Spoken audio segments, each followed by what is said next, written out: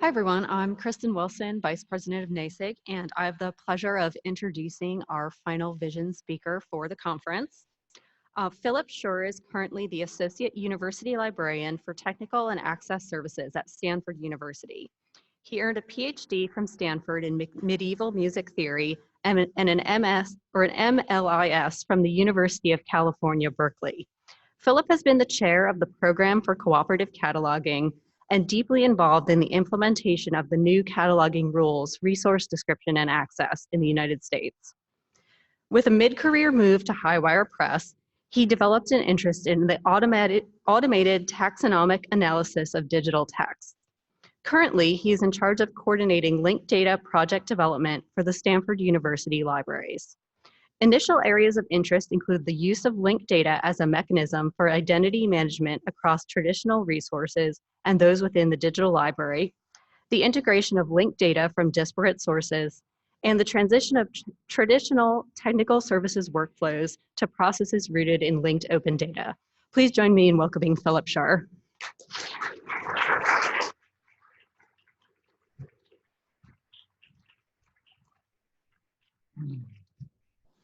So thank you very much, and I'm very happy to be here today. I have to say, though, I'm glad the music stopped because I'm used to that being played when you're exited off the stage. So building bridges is an immensely important theme. They connect communities, they connect ideas, they connect generations, and they connect practices. But they do something else that's very important as well. They are a pathway over deep chasms, over wide rivers, and over turbulent streams. So for my talk today, though, I'd really like to not really talk about the bridges, but to focus on that turbulence, what we're trying to bridge, why we simply can't ignore it or just wade right through it. Now, the original title for my talk today was going to be Bridging the Worlds of MARC and Linked Data, Transition, Transformation, and Accountability. So as you can see, I've decided to change it a little bit. So the more I thought about my talk for today, the more I thought about that turbulent transition itself. Are we making the right choices as we go along? How can we be sure that this is actually the right step? What is the future of libraries and especially of metadata in this transitional world? So I have to admit, whenever I think about the future of libraries, even just 3 to 5 years in the future, these formulae are the very first things that I think of. Well, maybe not the very first thing, but they are a very close second thing. So it's often very difficult to think about the future without being fixated on the present, that turbulent intersection between the past and the future. In some sense, it represents both our reality of today and what we're trying to bridge to reach that future. So the set of formulae that's behind me on the screen helps scientists to understand that unpredictable area of intersection and change through the use of these Reynolds decomposition equations. Perhaps a better understanding of that turbulence can help us build a better future.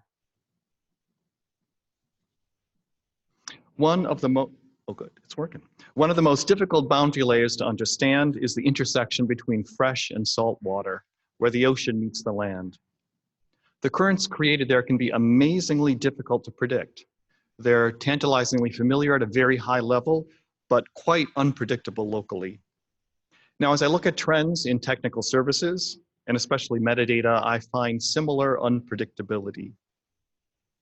We have been told for many, many years, and I can't tell you how long ago I've heard this, that print will be giving way to electronic. And we've all gone through many, many rounds of serials cancellations as well. But our print acquisitions are still going strong. If anything, the world has gotten more complex with open access, open science, green, gold, and hybrid access journals, and now I was surprised to discover also bronze, platinum, and black. We've also been told for many years about MARC's demise, even if it is, to quote Sally McCallum, and this is my favorite quote from Sally McCallum, through obesity. And yet we are as dependent on it now as we were in the 1960s. And from what I've heard, the MARC Advisory Committee is still a very, very popular committee at ALA. There's also been an increasing exposure of privilege and exclusivity favoring certain ethnic and class structures in information access and discovery. And yet traditional approaches to description, such as the use of the Library of Congress subject headings, still dominate our information ecosphere. And last, the concept of disruptive innovation dominates our lives. So disruptive innovation is a term coined by Clayton Christensen. It describes a process by which a product or a service takes root initially in simple applications at the bottom of a market and then relentlessly moves up market, eventually displacing established competitors. So collaborative commerce such as Airbnb and Uber are replacing existing services such as taxis. Netflix and Hulu are replacing cable TV. Major companies like Kodak have failed and been replaced by digital technology. Will the turbulence caused by linked data and artificial intelligence disruptively innovate libraries right out of existence? To better understand what our future may be, we must access deeper currents, those irresistible drivers that will ultimately shape our library landscape. The trick is, of course, to choose the right set of currents for your particular coastline. So, and now in the area of technical services, I've chosen 4 main areas to look at today. First, a shift in basic communication technologies, best exemplified by movement away from MARC and towards linked data. Second, the transformation of our workflows driven by new tools, platforms, and requirements. Third, an increased demand for social justice in all of our lives, including discovery and access. And last, the very real impact that artificial intelligence will have on our professional lives, and very soon. So I'd like to begin by taking a look at that first deep current, our shift in communication technology, why it's so important for us right now. But you can't talk about that transition without talking about its roots in MARC, and you can't really talk about MARC without talking about the 1960s. As hard as it is to believe, MARC was developed in the 1960s, a truly momentous time in recent US history. There were social revolutions, primary colors, moon landings, and assassinations. So MARC in its own way was part of this revolutionary time. Developed by Henriette Avram at the Library of Congress, MARC allowed us to move our bibliographic data from catalog cards to a machine-readable form. So there were tremendous advantages in communication and sharing of our data electronically. It allowed metadata created for a particular resource, let's say at Stanford, to be shared with anybody else anywhere in the world. And in many ways, it laid the groundwork for the distributed national library system currently in place called the Program for Cooperative Cataloging, or PCC. But to truly understand the revolution that was MARC, you have to look at a yet earlier technology, the catalog card. And I'm sure that many people here still recognize catalog cards, and I am proud to say I am one of those people. So looking at this 1950s technology, the catalog card, it's clear why MARC was such an advance. So the semantics of the catalog card are expressed through physical placement on that card. You know that that first line in bold is going to be the author with that last name first. You know, next is going to be a title, which is going to be slightly indented. A little further down, you're going to see the collation, and you know that's also indented. If there's a series, it's going to be in parentheses behind the collation. You can see the LC classification number in brackets at the bottom of the card. But if you ever wanted to modify that data, such as add the death date of Albert Camus, because authors do eventually die, you often had to do it manually. And in this case, they did it with ballpoint pen. And you would need to add it manually to every catalog card on which Albert Camus appeared. Consciously or subconsciously, this dependence on position for semantics and fear of bibliographic maintenance crept into our thinking behind our transition to MARC. So even though the MARC formats allowed us to move our data into the computer age, all it really did was reconstruct that catalog card on the computer screen. It still requires a human being like you looking at that screen to understand the details of the data, how all those little bits and pieces fit together. So to a machine, this data is semantically inarticulate. And in a world dominated by the web, this is truly deadly. So this example of Albert Camus is a bit simplistic. To get a better idea of the depth of the problem, I'd like to take a look at something more complicated. But now I'd like to start out here with a little bit of a confession. I will readily admit to speaking on almost any topic, medieval music, linked data, artificial intelligence, but there's one thing that I refuse to speak about, and that is the complexity of serials cataloging.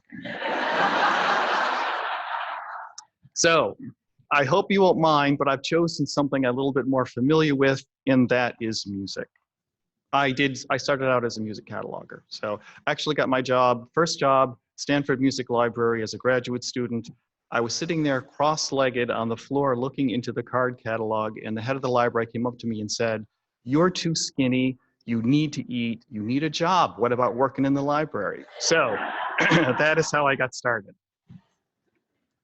So as I said, this is a catalog record for sound recording. As is typical, there are multiple pieces on the sound recording, so it gets that ubiquitous uniform title, work selections.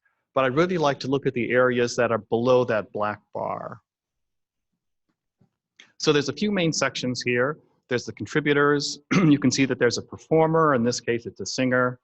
You can see there's a conductor. Beneath that, there's a symphony orchestra. In the content section, you can see the names of the titles as they were printed on the disc. There's an English translation, and you'll also get the duration. In the included work section, you'll get the uniform titles for those pieces. So the way we like to link things currently in our catalogs and our discovery systems. And in the subjects area, you'll see the 3 LC subject headings assigned to these works: symphonic poems, songs high voice with orchestra, and suites orchestra. But there is absolutely nothing in this MARC coding which tells you which performer sang which piece or performed which piece, which uniform title goes with which piece, even which LC subject heading is applied to which work. It is assuming that you as a human being are looking at the screen as if it were a catalog card and making all of those connections on your own. So the shift to linked data in this closed world of library resources will bring tremendous advantages to discovery, both within a single resource, such as this music resource, where things can finally be linked together, and then across all those pieces in your collections, and then across all those pieces across all of our collections. But there are other tremendous advantages to moving to linked data as well. Through the use of linked data, we can connect to other trusted sources on the web. Now, I admit this has taken us a long time to realize that there are indeed other trusted sources on the web. We can also take advantage of a truly international environment and reuse metadata that's been created by other national libraries. So I sort of understood this as head of metadata, but now as head of technical services, it still drives me a little crazy that for all of those materials that we purchase that are published in German by German publishers, we cannot use the metadata created by the German National Library. We have to recatalog everything in English. We can also become a bridge to the web and fully integrate with it so that we can evolve along with it. So I also don't believe that linked data is going to be the answer we will use forever and ever and ever. It's going to change to something else. But unless we get out there on the web, take that first step to be out there on the web, we cannot evolve along with the web. But as with so many things, serials adds a few extra complexities and problems to the somewhat rosy picture of moving towards linked data. So there's 2 things in particular that linked data has problems with: nested structures and sequencing. So I used to think about nested structures, especially in regards to archival materials and finding aids, moving from the collection to the box, to the folder, to the item. But this is the key issue for serials that are resources that are issued serially as well. So just thinking about articles within a newspaper or articles within a journal. And sequencing is also foreign to linked data. At its heart, really, linked data is a very simple language composed of a subject, an object, and a predicate. So for instance, Donald Trump subject, is president of predicate the United States, object. So it's really that simple. The interconnection of these simple statements or triples are what creates the entirety of the semantic web. It's just those simple 3-element sentences. But how you would say Barack Obama was president before Donald Trump, this is something that is very difficult to do in linked data. So when you start to think about a journal and want to say this issue was published before this issue, it becomes a very difficult thing to do. So here I'd just like to say, I'd take a moment to give a shout out to the National Library of Medicine and especially Nancy Fulgren. So they are partners in a grant right now called Linked Data for Production, and they are coming to grips with this issue of seriality in linked data. And they promise that by next June, they will have a solution. So I'm very much looking forward to see what that might be. But assuming we accept the benefit of linked data and the tremendous advantages it's going to have over the MARC formats, what does that transition mean for our day-to-day work within a library's technical services environment? And that is the second deeper current that I'd like to take a look at.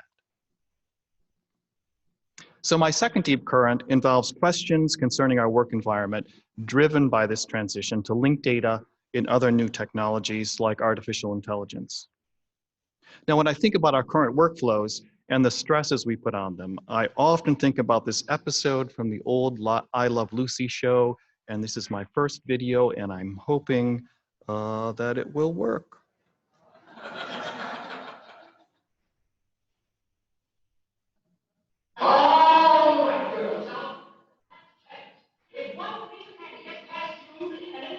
Uh-oh.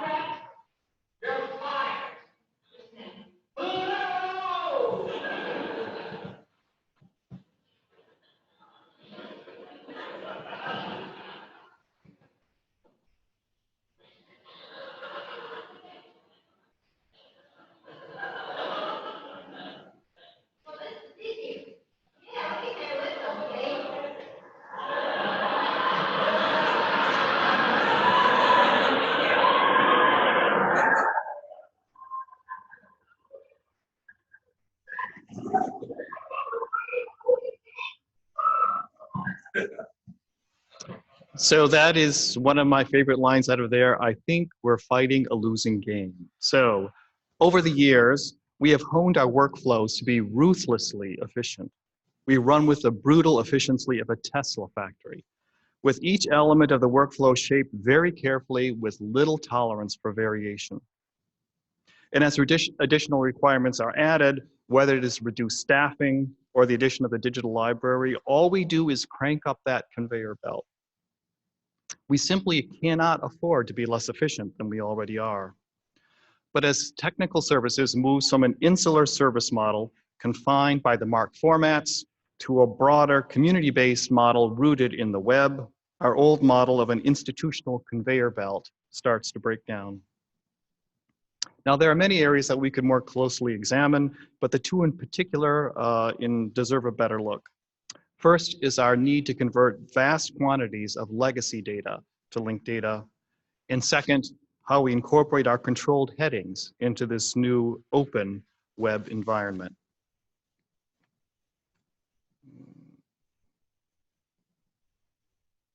Nope. Okay. Enough of that.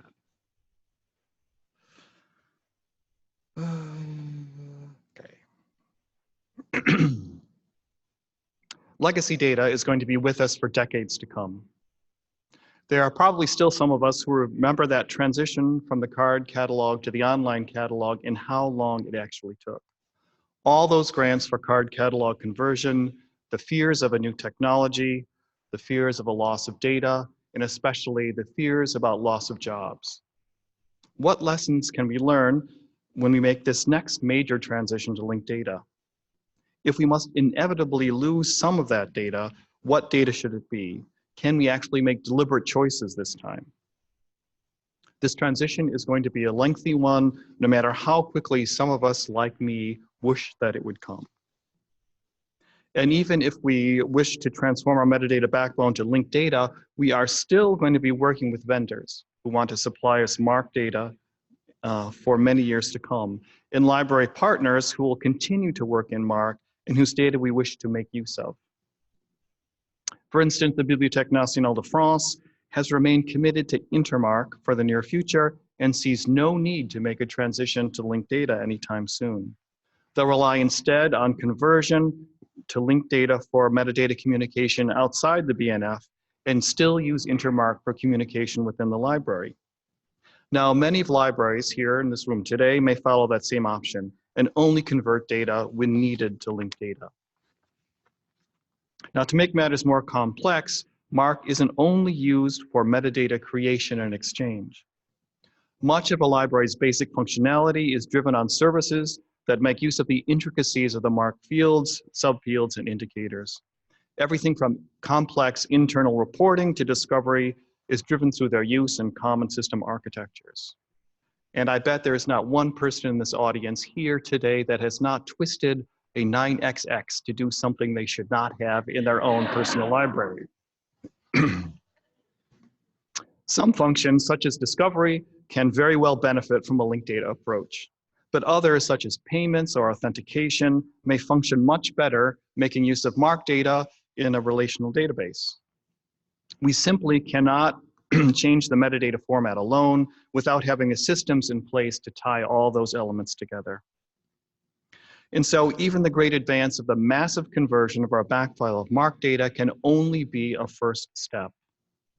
Although it will be critical in the support of discovery and metadata exchange, and having a large amount of library metadata as linked data will create a stable pool of data on which vendors can build necessary services. Essential partners and systems will make use of MARC data for years to come.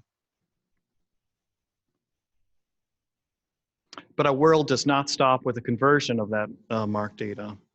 Many of us subscribe to services such as the Nielsen Book Data Service that supplies additional tables of contents or book reviews or by bibliographical data about authors, and we add that to our records after they've already been converted or cataloged. Metadata may also be updated or converted over time, like adding death dates to authors that die. Headings for people or organizations may merge or split as more information is received. So metadata is a living thing. All these changes must be captured and reflected in the linked data that we have already published after we have converted it. What is an update? What is a correction? And especially what is a deletion must be very carefully worked out when you're dealing with linked data in a common system that has one set of statements for any particular resource.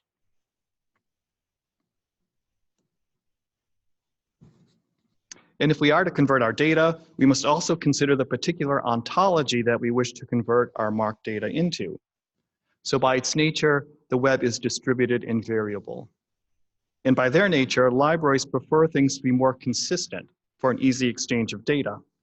There is a natural tension between these two, and the choice of ontology to use is part of that tension.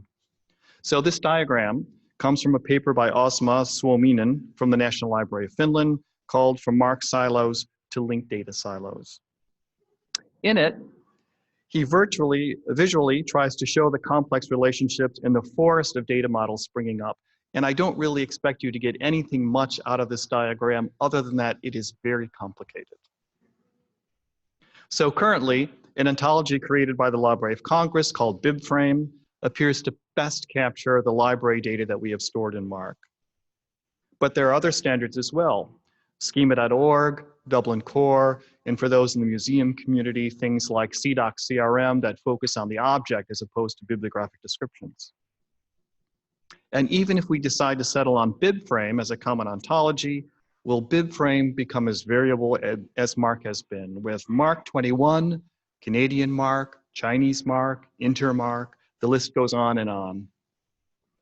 As we transition to a web environment that is variable by nature, how much standardization can we or should we try to bring to an environment which is by nature much more variable than we like? So as we consider this first hurdle to overcome in our shift to linked data, the massive conversion of all of our legacy data, we have those three areas to focus on. First, the technological demands of converting that much data in a precise and timely manner. Second, the continual updating of that data after it has been converted as it is enhanced and corrected over time. And last, the choice of which ontology to support that data for easy exchange and reuse. Now, how we support controlled headings, what's been called authorities, is the second important aspect of this transformation in our work environment that I'd like to touch on. Traditionally, we have used library authorities to support controlled headings in our cataloging, but their creation is very complicated and restricted to a very small subset of librarians and our staff. And authorities do far more than identify an entity like a person. They provide a preferred form of name, they provide cross-references, they provide see alsos, links to earlier and later headings in the case of complex corporate bodies. They are truly a wealth of information about that particular entity. So as we try to transform this aspect of our workflows, we'll need to ask ourselves several questions. And I'm afraid here that I do have many more questions than answers.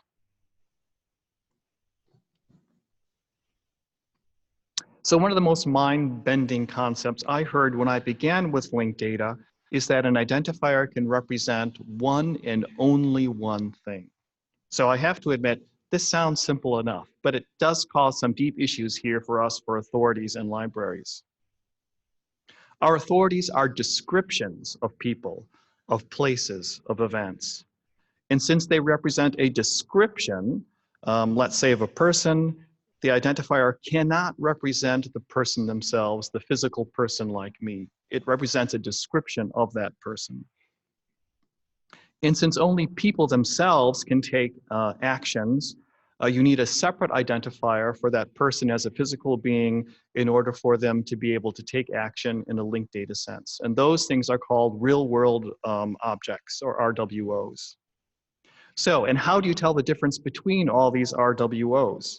You add the same descriptive detail you used in the descriptions, like birth dates and what the person did. So although the information in the two can be identical, they are two completely different things. So this concept is very clear to people who work with linked data, but just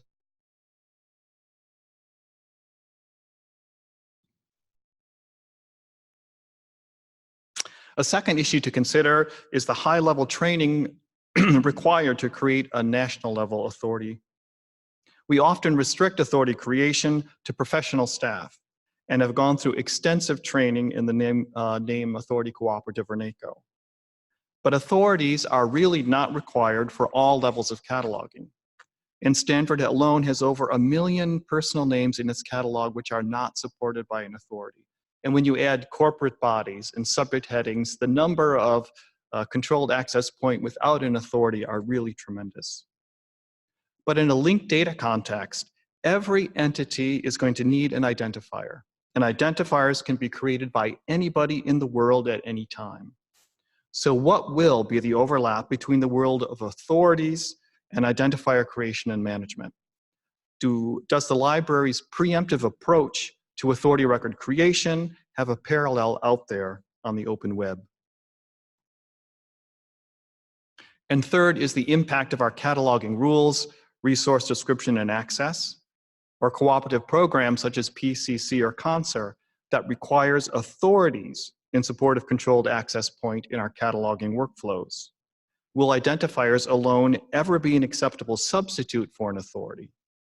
Will identifiers created with new partners such as Wikidata become an acceptable substitute for traditional programs such as NACO? And last, and more specifically, is the development of a common understanding of what is a work. So I know this comes up a lot. Work is a very common theme. The world often does not understand the library's definition of a Ferber work, or indeed find it very useful. So I was really struck by this once at Stanford. There is a statue in a Rodin sculpture garden called the Gates of Hell. So this is actually part of the gates of hell, and it is literally the gates of hell. It is about a story and a half tall. It's a huge bronze pair of doors. So at one point when the security guards were walking through the garden, they noticed a bunch of beer bottles on top of the gates of hell. So as it turned out, over the weekend, one of the fraternities on campus decided to have a party on top of the gates of hell. So they climbed to the top, they drank a lot of beer, they left the beer bottles, and then they left. So when the curator came and looked at the gates, they noticed that one of the putti, or one of the little angels, was missing a wing. So the question became, did the original actually miss a wing, or did one of the frat boys climbing the gates of hell kick it off and it was somewhere on the ground there? So when we looked into it, it turns out that there are 10 original gates of hell. So they could look at photographs from the 10 originals, but it was this concept of 10 originals. It was not a work, an expression, and manifestation, a bunch of items. There were 10 equivalent original works, which for me as a cataloger was just a mind-bending situation. But unless we can develop a common understanding of what a work is and common identifiers for works, we cannot share the data about the resources we hold in our libraries with each other, or even with anybody else in the outside community, or with the developing ideas of what is a work out there on the web. So when we think about this transition to linked data, it's very easy to be caught up in all of the hows. How is it we're going to convert all this legacy data? How do we manage a new workflow of identifier creation and management? How can our data interact with the broader graph of data that's out there on the web? But the issues of how often lead us to issues of why. And this naturally leads us to my third deep current, and that is accountability for what we do. The next deep current I'd like to discuss is by far the most difficult. Social justice, especially accountability for the data we create in a broader social context. An individual's right to discover information through a lens of their own choosing, or at least not through a lens that they find offensive. This has implications throughout our information lifecycle, from what we choose to provide access to our choice of controlled terms, and in our discovery environments. Now, I'd like to begin by recognizing, as an older white male, I do not wish to appropriate this conversation, and I'm not the one whose voice really needs to be heard here.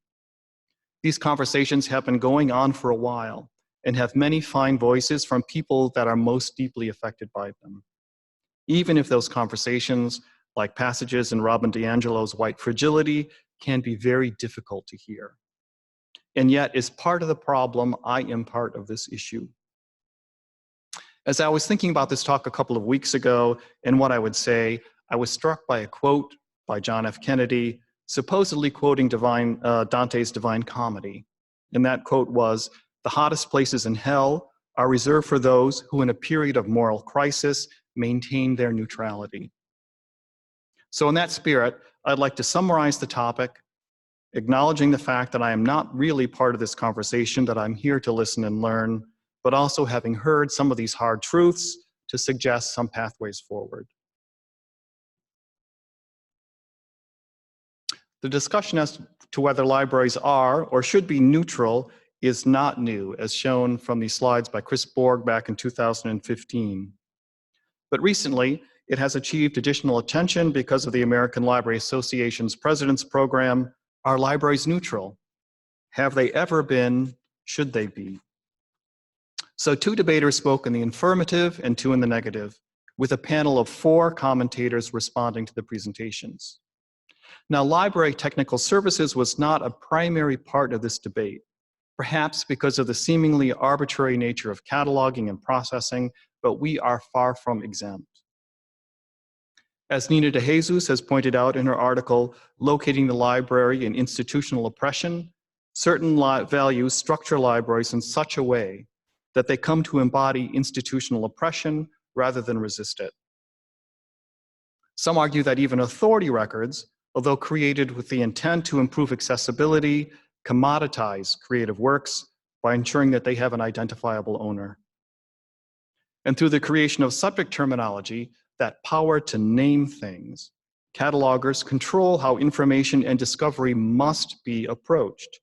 As Brian Rosenblum has said in Decolonizing Libraries, it is a method of knowledge control. This inherent ability to control information dissemination occurs early in all of our workflow cycles.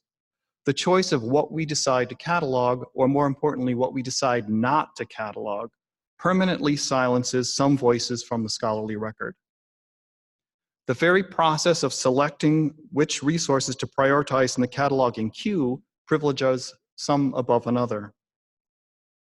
The decision as to whether to provide full or brief cataloging is another form of control. Subject terms and classification force all information to be discoverable through the same lens, a lens that is especially caustic to indigenous peoples that have a preferred terminology that faithfully represents their cultural context. These are critical problems for any metadata department. We are inundated with material to catalog and often have to make hard choices on what to process and what to backlog. Now, years ago, the in-house cost for cataloging of a monograph was well over $100 an item. How much do you think it costs to catalog a complicated serial? What if we were to choose to catalog articles within a serial? Let's say a Journal of Solid State Physics, where there are 3,000 authors per article, all with only last name, first initial. How can we afford to assign anything other than Library of Congress subject headings when subject analysis is one of the most expensive parts of the cataloging process? And discovery itself is not without its inherent problems. Discovery, being built upon inherently privileged and costly metadata, can only explore those topics that have been pre-assigned and requires some patrons to adopt vocabularies they consider offensive to complete their investigations.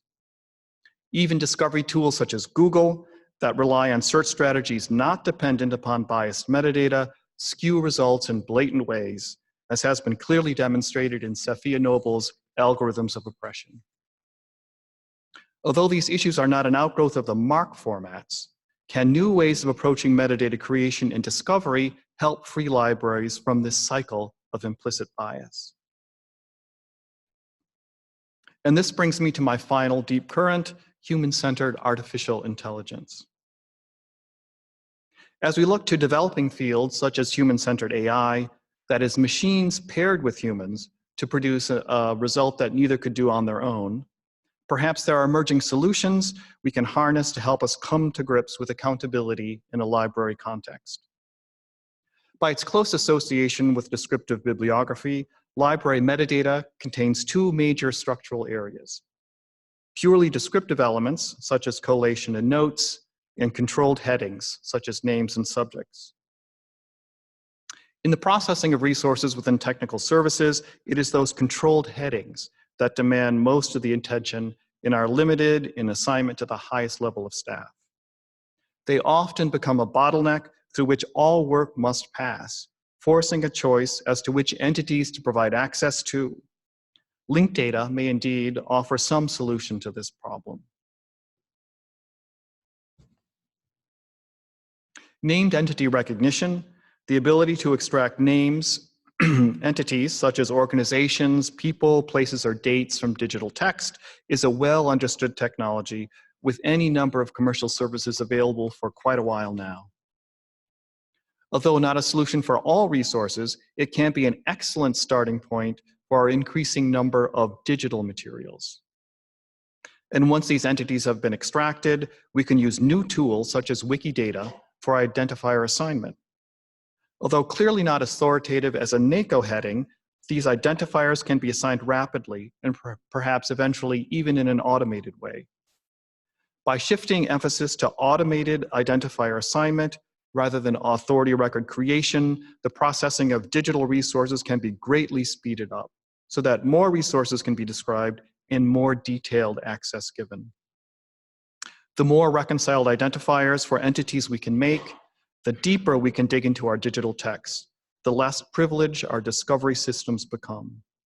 Now, subject headings and classification assignment are a more intractable problem.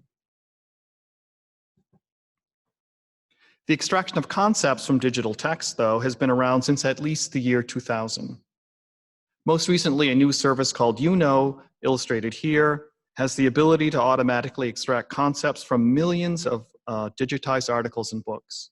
So what they do, they look at the text, they are digitized, they extract all the concepts, and then they build all these associations between all those different concepts. And they do it in an automated way, and they can do it very rapidly. However, even if you take this approach, the reliance on a single specific thesaurus will always impose a very specific lens on any bibliographic description. Now, Sanford Behrman's monograph entitled Prejudices and Antipathies, a tract on the LC subject headings concerning people, both identified objectionable headings and proposed alternatives as far back as 1971. And outside the terminology itself, as Emily Drabinski notes in her Teaching the Radical Catalog, thesaurus classification systems impose power relationships represented in prevailing social structures and a rigid, unalterable approach to topic relationships. The problem is often exacerbated in places like Indigenous Peoples College libraries, where students must routinely use ontologies they consider oppressive to serve their discovery needs. Forcing all discovery to be viewed through the same lens can have very detrimental effects. But on the other hand, data stores such as the Open Humanitarian Data Repository, a comprehensive repository of openly available data on crises such as the Ebola outbreak in West Africa, depend on common terminology to integrate data across geographic areas. So the solutions are never a simple one. When I look to human-centered AI and the web, there are three very promising possibilities I see. The first will be that expanded view of factual data, such as names or places, which can be extracted automatically from resources. By the use of name entity recognition, the automatic assignment of identifiers, and the more advanced reconciliation techniques, the identification and linking of these entities can be approached at a truly massive scale. Second, the automated semantic analysis and assignment of controlled subject terminology has become more and more practical. If multiple thesauri or ontologies are chosen to reflect multiple approaches to the data, then any one particular point of view won't become privileged over another.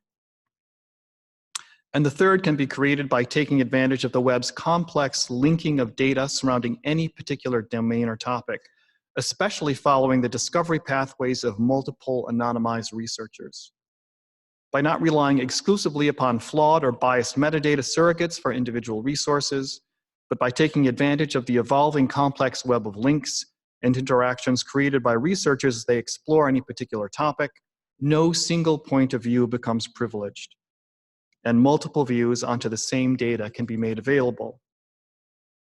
Now, when I think about the future of technical services, the challenges of metadata structure and capture, of discovery, of accountability, of traditional and alternative approaches to metadata creation, I often think about these following four images taken from social media last spring. So here's the first one, and here is the second one, and here's the third one, and here is the fourth one. So these are only a few of the millions of images that appeared on the web that day. What do we choose to capture? How do we choose to provide access? From whose perspective? Can there ever be a neutral presentation of these images? Do I highlight their political nature, their parodies of artistic styles and periods? Does the true benefit to scholars, how they wish to discover these images, derive more from how people are making use of them rather than from a privileged surrogate that I might be able to create? The world of discovery and access is in a time of impatient transformation. Control and privilege are breaking down by the sheer onslaught of information.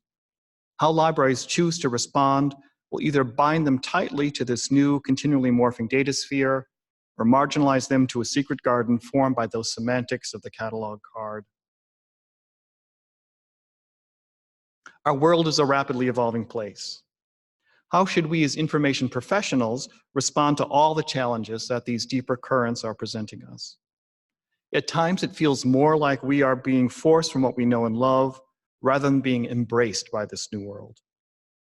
In 1995, a new concept was introduced in the Harvard Business Review by Clayton Christensen. That term was called disruptive innovation. Disruptive innovation, again, is defined as an innovation that creates a new market and value network that eventually disrupts an existing market, displacing existing market-leading firms, products, and all of their alliances. A good example is digital photography. So within a few years of its introduction, a major international firm that refused to recognize this market shift, that is Kodak, was out of business. Uber, even with its poor IPO, is making another huge market shift in regard to taxis. Is linked data in artificial intelligence forcing libraries down the disruptive innovation pathway? Are we destined to follow the pathway of Kodak and taxicabs? So I don't think so. In 2014, Jill Lepore wrote an article in the New Yorker called "The Disruption Machine: What the Gospel of Innovation Gets Wrong." And so here I'd like to quote Jill Lepore for just a little bit. "The upstarts who work in startups don't often stay at any one place for very long. 3 out of 4 startups fail. More than 9 out of 10 never earn a return. They work a year here, a few months there. They work zany hours everywhere. They are told they should be reckless and ruthless. Their investors tell them that the world is a terrifying place, moving at a devastating pace. They try to convince a generation of people who want to do good and to do well to learn instead to be remorseless. Forget rules, forget obligations, your conscience, loyalty, a sense of the common weal. If you start a business and it succeeds, sell it. Take the cash. Don't look back. Never pause. Disrupt or be disrupted." But disruptive innovation is a theory about why businesses fail. It's not more than that. It does not explain change. Disruptive innovation feeds on those turbulent boundary areas I mentioned at the beginning of the talk without delving into the deeper, more permanent currents looking to create more responsible change. Now, in response to Lepore's article in Forbes, Clark Gilbert defends the concept of disruptive innovation, but agrees with Lepore in one key area. The idea that in the rush to new and innovative solutions, we might leave behind some insights and some lessons we've learned from the past. The question then becomes, how do we innovate and break old models while still preserving the key ideas and insights from lessons past? How do we harness the power of that turbulence to drive our future forward? He proposes a new theory called dual transformation. The idea that we partner with radical change, partner with that turbulence in our environment to create a stunning new future, even as we maintain the best of what we do to serve immediate needs. We need those traditional forms of education, even as we have a moral obligation to find new and innovative ways to deliver learning at lower cost to more people. We need traditional forms of journalism with its watchdog role and public good, even as we find ways of giving more people voice and input into the creation and dissemination of information through things like social media. And we need to embrace the core concepts of free and open discovery, of metadata accountability and creation, even as we find new ways of realizing these unshakable beliefs through new tools such as linked data and human-centered AI. The shift to the web has become an inextricable part of our day-to-day life. By moving our carefully curated metadata to the web, libraries can offer a much-needed source of stable and reliable data to the rapidly growing world of web discovery. By modifying our concepts of authority control, reinterpreting them in a web context, and applying them more broadly, libraries can help web-scale discovery to become more effective. By remaining sensitive to cultural biases and dominant forms of subject access, and embracing multiple terminologies to give a more holistic view onto any domain, libraries can shift discovery from exclusive to inclusive. By embracing the full graph of interlinked data around any particular topic, libraries can eliminate privileging any particular approach to knowledge creation and exploration. Libraries have much to learn from the web, and the web has a lot to learn from libraries. By re-envisioning the techniques of access while remaining true to principles of a prismatic approach to knowledge discovery, library technical services can successfully transition to a partnership with the web. I'd like to close with a powerful music video by Taryn Southern called Break Free. So Break Free was the first song released in the album I Am AI, the first album to be entirely produced by an artificial intelligence.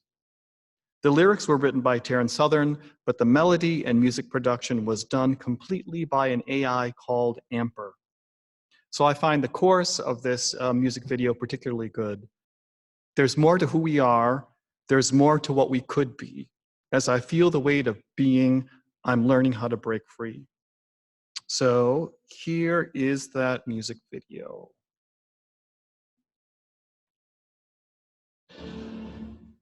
Oop. Okay, go back.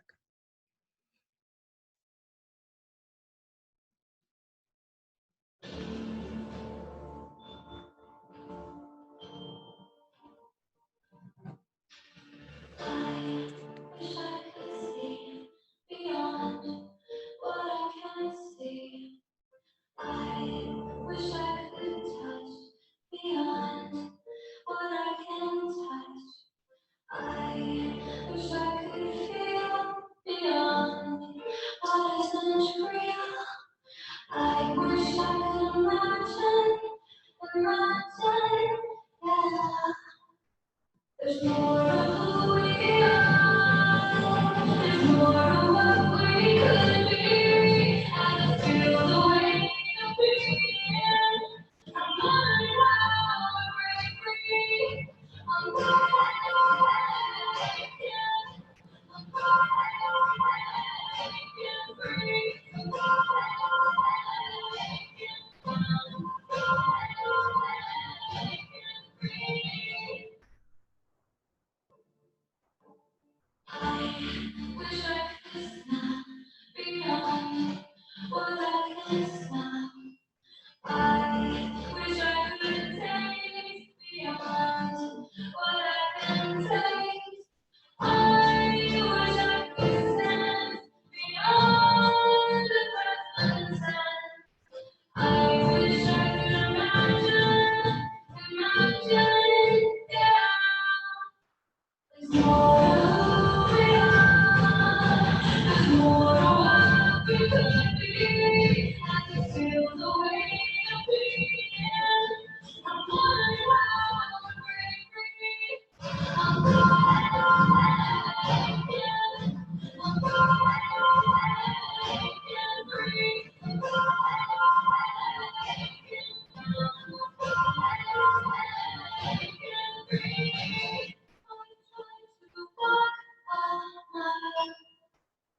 In someone else's mind, but underneath that smile, we all feel quarantined. More of who we are, more of what we could be. I feel the weight of being. I'm learning how to break free. I'm going away again. I'm going away free. I'm going away again. I'm going away free. So with that, I'd like to thank you very much for your attention, and I would encourage everybody to get off those bridges and to hop into the turbulence because it's actually a lot of fun. So with that, thank you very much.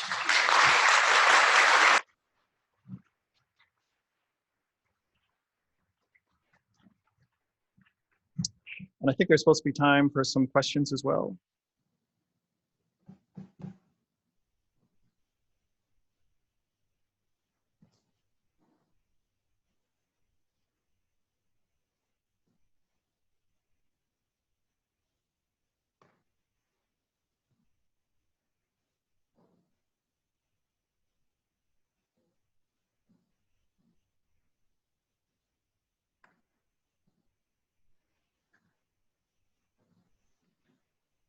Hi, I'm Anna Creech at University of Richmond, and I've been hearing about linked data for a long time now.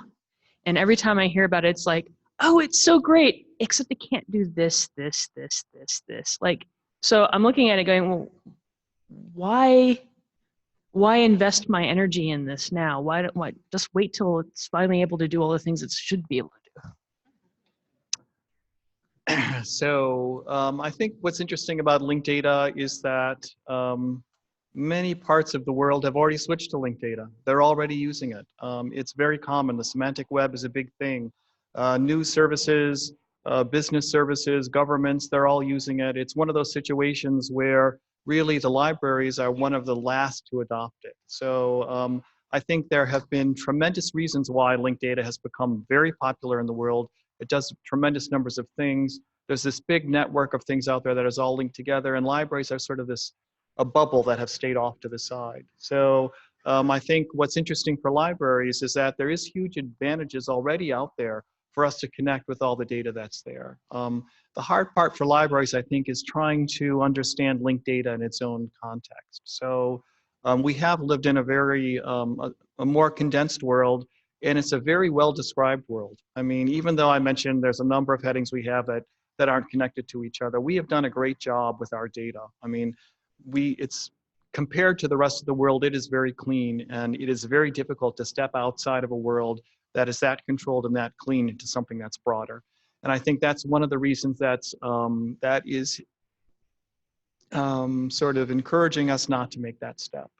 What I'm really afraid of at my own institution, and what I see though, is that this other world of information, of linked data, the semantic web, has taken off for a long time. So my particular university, it is what they are interested in. And if the libraries don't want to do it, they will simply step away from the library because information discovery has moved elsewhere. So I feel it's sort of as a obligation for us to move in that direction and take advantage of that world soon. So I think there are advantages there. How exactly the library does it and fits into it is going to be the thing for us to figure out. And again, I have to say, serials, again, is one of those big challenges, as it is often in many other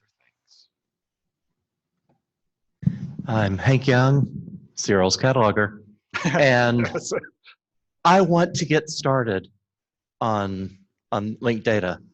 I want to stop using MARC as soon as possible, but what I'm seeing is our community wants to get everything perfect before we move over. And my fear is it's never going to be perfect. We're going to miss the boat. I feel like we're already losing out because, like you said, people are going elsewhere. We're not going there. I'm looking at our survival as a profession. And when I see us delaying and delaying until we have everyone and every community has all its best practices, we're losing, we're killing ourselves. So thank you very much for that comment. And one of the things, I have sort of this rolling joke with Peter Wiggins from the Library of Congress. So whenever I talk about linked data with him, he talks about the Library of Congress. When will you implement it? In 5 years. The next year I ask him, when are you going to implement? In 5 years. The next year, we're going to implement in 5 years. So he asks me, when are you going to implement? I say next year. And then the next year I say, when are you going to implement? And I say, next year. So I cannot blame him for that. But there was this very subtle difference in the Library of Congress that was made, I think it was at the last ALA. So they have always been there. They have a pilot project. They are looking into linked data. They see how it will go. But they actually made the announcement that they are now committed to BibFrame, which they have never said before. So the Library of Congress is committed to moving to BibFrame. With their second pilot, they are training 100 catalogers. It used to be in their old pilot, they double cataloged everything. They did it in MARC, they did it in BibFrame. They now are training 100 catalogers to catalog only in BibFrame, and they will not be cataloging in MARC. So I'm happy to see again that our National Library, the Library of Congress, is really pushing this forward.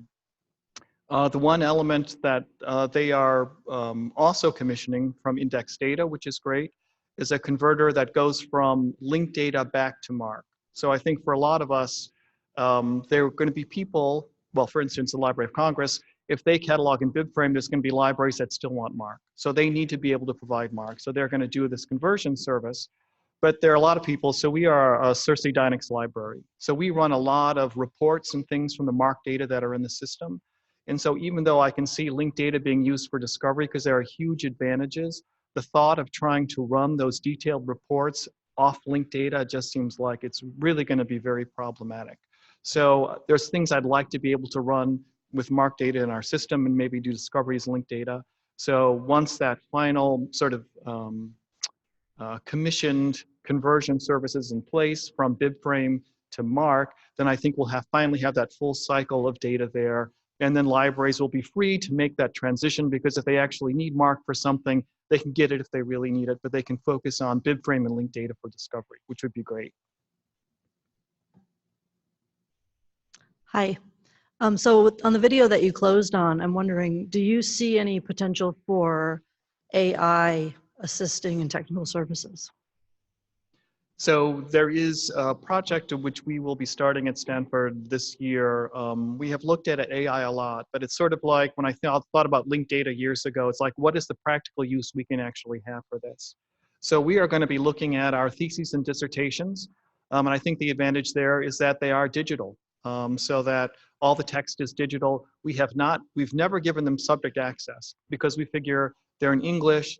The titles are pretty, explain what the dissertation is about. So we've never given them very detailed access.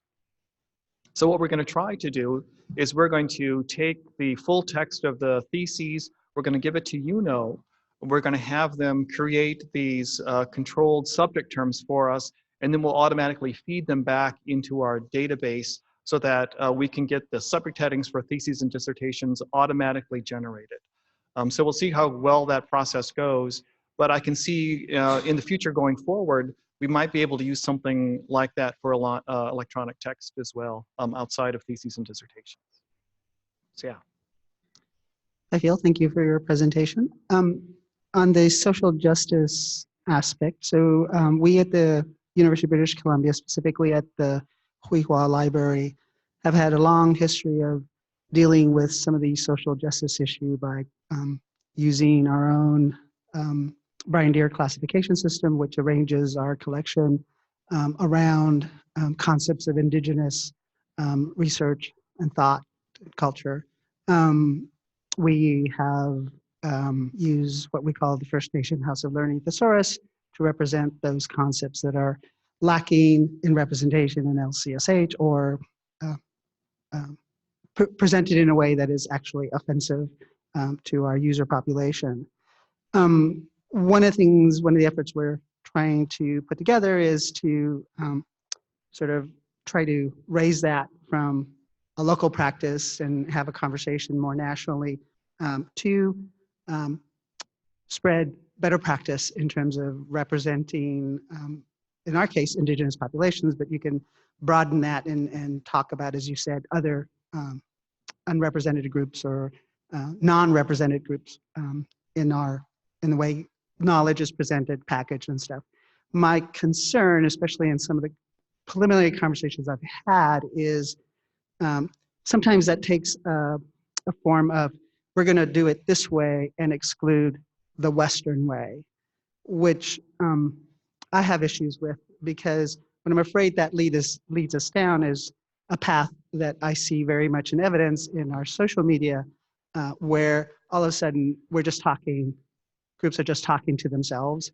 And so that, to me, then starts breaking down the promise of linked data in terms of building those bridges over those chasms. And so just asking you to comment on that potential where this promise of linking communities potentially can basically represent what's happening now in social media, where we're actually creating silos.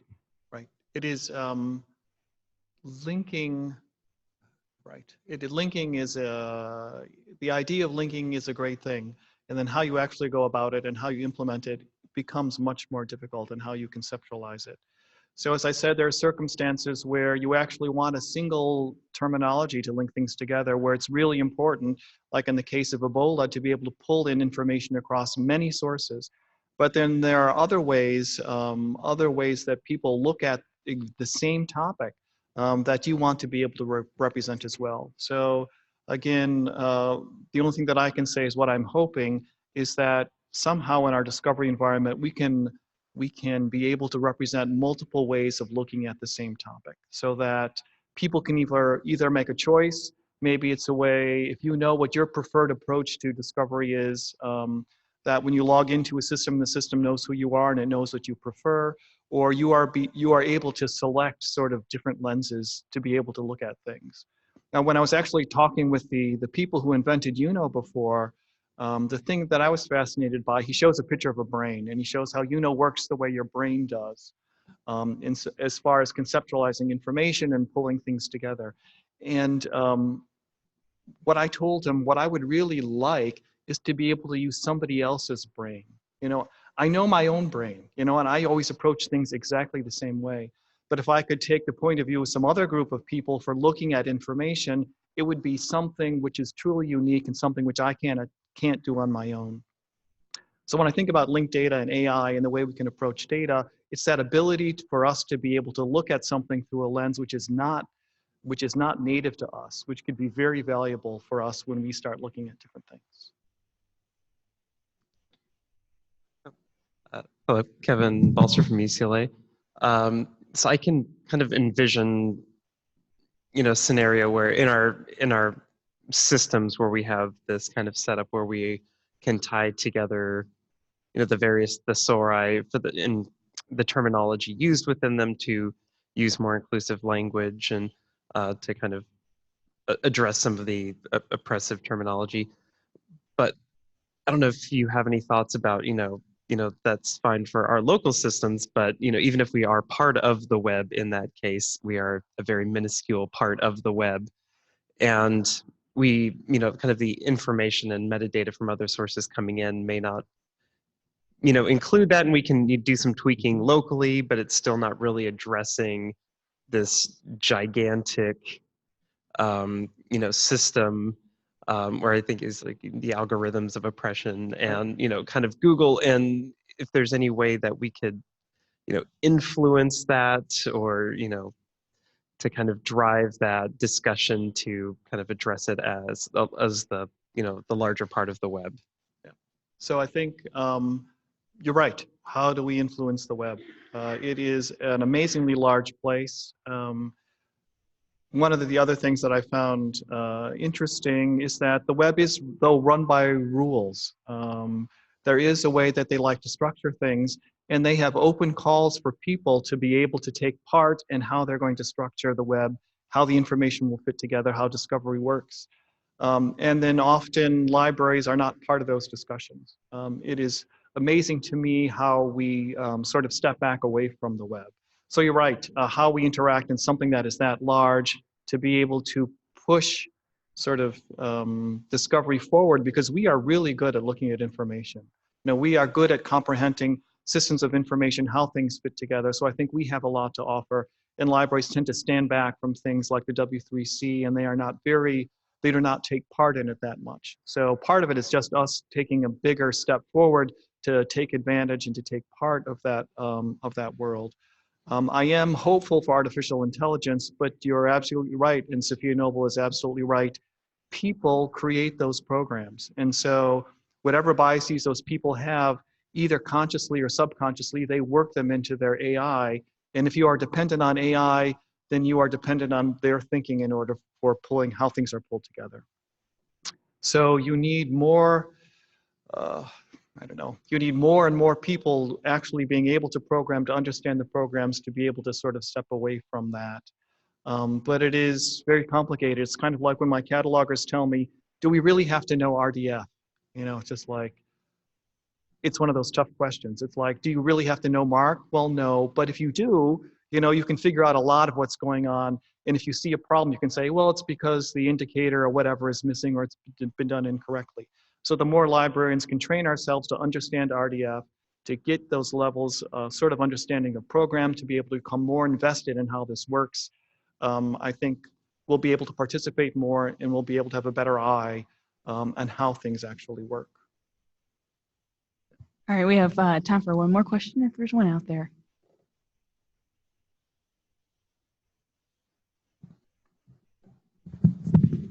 I was just wondering if you could maybe give your thoughts on how linked data can either address or how it might inadvertently contribute to like the problem of fake news.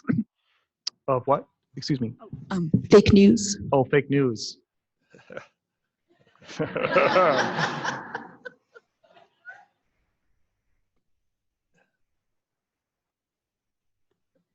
I don't know. So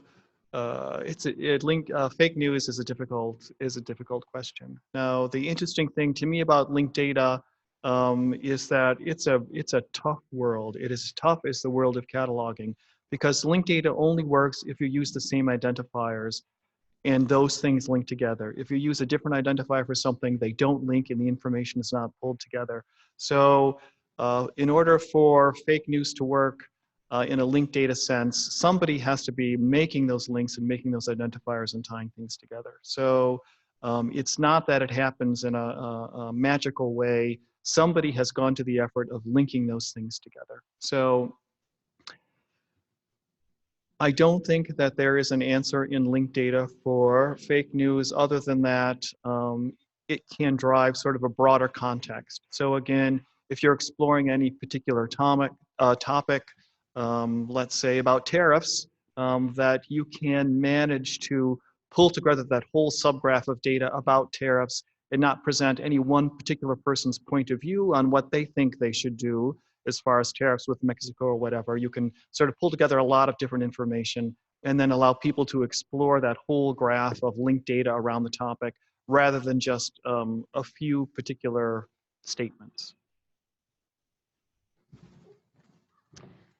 Great, thank you so much, Philip, and thanks everybody for coming.